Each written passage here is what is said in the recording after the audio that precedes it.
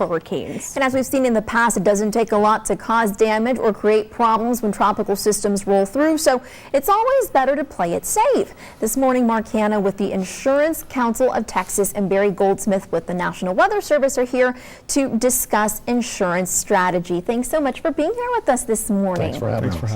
And as we were discussing at the beginning of the show, we are halfway through hurricane season as of this weekend, and it's the peak of hurricane season. Why is it important to still have your insurance strategy in place right now? Well, like you say, we're waiting for a hurricane, and there may be nothing to happen, but the National Weather Service has said we're going to have an overly active season.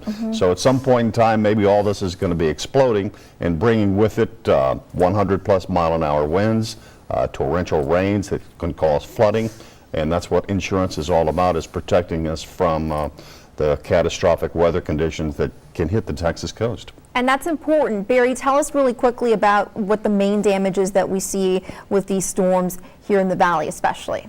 And the primary damage depends on where you live. If you live near the coast, you might be dealing with flooding from the sea, flooding from the sky, and of course the heavy winds that can really rack up damage to homes and other infrastructure. The farther inland you go, you're not going to see the flooding from the sea, and you might not see as much wind, but you may see a lot of rainfall. We saw that with Hurricane Beulah in 1967. Over 20 inches of rain fell in parts of the valley, and because it doesn't drain well here, that caused quite a bit of flooding. And Mark, that's so important, because what we need to remember and stress to viewers is that insurance policies, especially in Cameron County, Willacy counties, which are closer to the coast, are a little bit different than the ones for the inland counties, especially with flooding. Well, if you're living along the Texas coast, there's a good chance that you can only buy a windstorm policy from a certain group, which is the Texas Windstorm Insurance Association.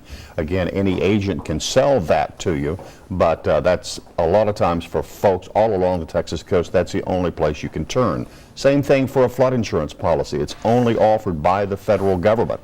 But again, any insurance agent can sell that to you. And importantly about flooding, something that I learned being here is that it has to be from rising water, not water that is seeping into your home. That's correct. Any type of storm surge or any type of water just running down the roadway where a sewer might clog up and comes through your front door.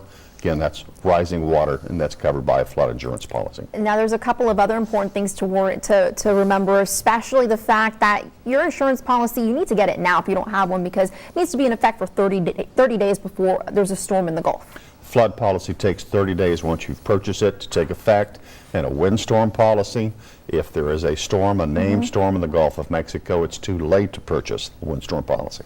6 named storms so far. Heading into September, expecting that maybe we could see some things, so we're gonna keep our fingers crossed and hope that we, just get maybe some beneficial rains at best, right? We certainly need that. All right, well, thank you so much for being here this morning, Mary. Back to you.